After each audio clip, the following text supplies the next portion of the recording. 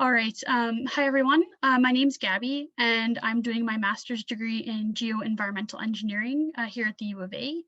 And I'll be presenting some of my thesis research, which focuses on the analysis of surface infiltration through acid-generating waste rock at Faro Mine. So before I begin, I would just like to acknowledge that in Edmonton, I'm currently on Treaty 6 territory. And I also acknowledge that our research was conducted on land settled under the final agreements with the Selkirk First Nations and also land of the Kaska First Nations. So I acknowledge that the Indigenous peoples were the stewards of the land before us, and we thank them for their efforts in caring for the land and water we stand on today and use today. This acknowledgement is still a work in progress, but I hope to reinforce my commitment to working collaboratively. So this is just an outline of what I'll be presenting today. So I'll be going through the purpose and underlying problem that my research is based on. I'll also be giving a little bit of background on Faro Mine. I'll outline my research objectives. I'll give an overview of my field and laboratory programs. I'll detail the numerical model I'm using, and I'll just present some initial results and conclusions. So this is just a little bit of background about Faro Mine. So the Faro Mine complex is located 15 kilometers north of the town of Faro in the Yukon. So this is was one of the largest nickel mining operations at its time. And unfortunately, it was abandoned due to the bankruptcy of the Anvil Mining Corporation in 1998. So my research is mainly focused on the main dump, which is a large feature near that large pond over there. And this main dump was constructed from 1972 to 1990, and the area I'm focusing on currently contains 46.1 million tons of sulfide-bearing waste rock. And currently, one of the largest environmental threats to the environment and the surrounding communities is acid rock drainage. So for those who aren't familiar with acid rock drainage, it's a process that happens after mining operations store non-profitable waste materials from their excavations. So although these materials don't have profitable amounts of minerals and metals, they can still contain trace amounts of these metals and minerals, which include sulfide. So sulfide is one particular mineral of concern because it can oxidize when exposed to oxygen and water, which generates acidic drainage from these waste rock piles. So pH of this water can reach less than 4 in severe cases when it's left untreated. And at that pH, that water can promote the dissolution of metals. So if this leachate from the pile reaches the downstream environment, it can be extremely toxic. So in order to help remediate these structures, we tried to predict the quantity and chemical composition of this leachate in order to prepare water treatment needs and remediation strategies. These models use geochemical, biological, and physical properties of the waste rock piles to predict leachate quality and quantity.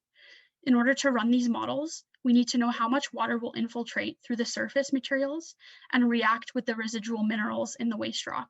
And that's the current focus of my research.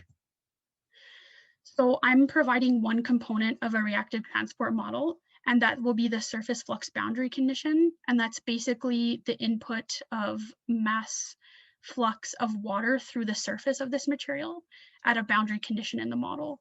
So this is achieved by determining the physical properties of the waste rock that affect the moisture flow through these materials, determining appropriate atmospheric conditions, and using all of the field and laboratory results to run a soil atmosphere model to analyze that infiltration. So to gather field data that's necessary for the soil atmosphere model, I carried out a field sampling program in the fall of 2019.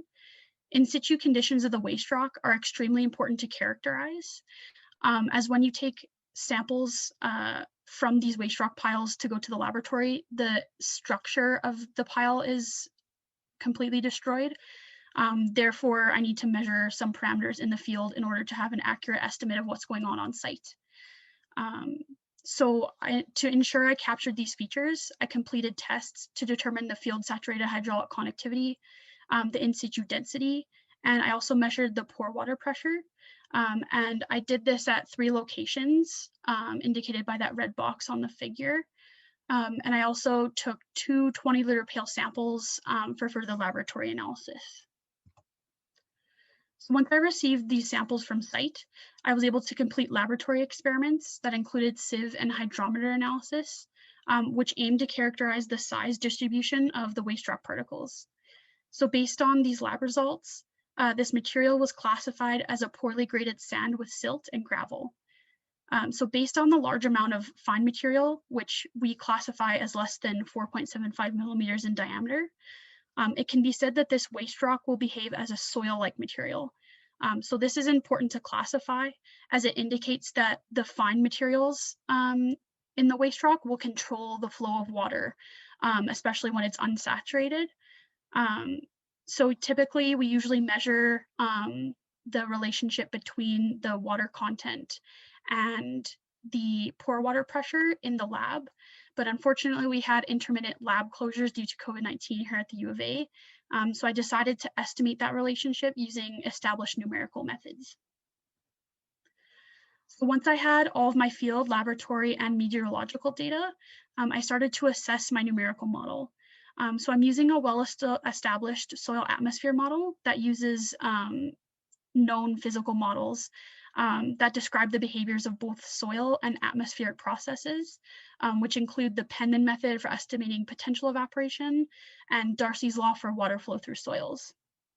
So my soil atmosphere model is using the SV Flux software, and it couples many different physical models that are connected through the partial pressure of the water and water vapor within the soil atmosphere system. And that allows us to predict the amount of water that will infiltrate. So by characterizing the mechanics of the actual evaporation, runoff, and quantifying the infiltration, we can estimate the net percolation. So I'm using the overall water balance equation that has net percolation equal to the precipitation that we measure on site minus the runoff and the actual evaporation generated using the soil atmosphere model. And just to note that I'm not considering the effects of freeze thaw and vegetation on the infiltration. And so after I had all of my data ready and looking at my soil atmosphere model, I decided to look at running 3 different climate scenarios. And this is used to provide a range of net percolation values for use in that reactive transport model later on, so they can assess how bad the conditions can get for remediation strategies. So I'll be running a wet year, which was determined to be 2017. I'll be running an average year, which was 2018, and then I'll also be running an extreme precipitation event, and that all of that was found between the data from 2011 to 2018 that was provided for our site. And I'm also ensuring that the dates that we've chosen have soil temperatures and air temperatures greater than 0 degrees to prevent from including effects of freeze thaw on our results. So I'll be discussing the results of my extreme event analysis. So this event occurred over 24 hours and released 37.9 millimeters of precipitation over that 24-hour period. A water balance was ran for a 72-hour period to see if there are residual effects of evaporation on the water balance after that event was finished. So at the end of the 72-hour period, 41% of precipitation was seen to infiltrate through this material and no runoff was generated. So this is on the conservative side of results, as if there was runoff, that runoff would actually shed water away from infiltrating through these materials, and it would generate less acid rock drainage. So it's interesting to see that we have more of the worst cases here, which can explain why there's a large problem with acid rock drainage on site. And so going further to understand how different inputs affect my results, I performed a sensitivity analysis using different meteorological parameters. And as seen in the graph, you can see that net radiation had the largest effect on my results. And daily temperatures had the least effect on my results.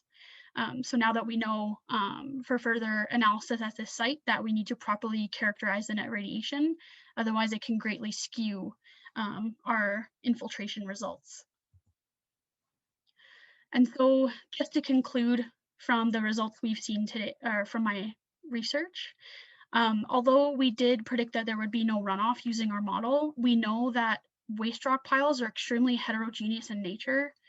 meaning that they have anything from large preferential flow paths to areas with a lot of fine materials that prevent infiltration. And so you can see one of these areas in this figure on the right-hand side. So although there might be no runoff at the locations we sampled, and for the majority of materials, due to the construction and overall variability of the pile, ponding can most likely occur in regions in topographic depressions or areas with different properties that we just didn't capture in our sampling program. And so overall, approximately 40% of precipitation will result in infiltration, and additional sampling might be needed to characterize those differences in features that we see here. And just to recap, that net radiation had the largest effect on our water balance.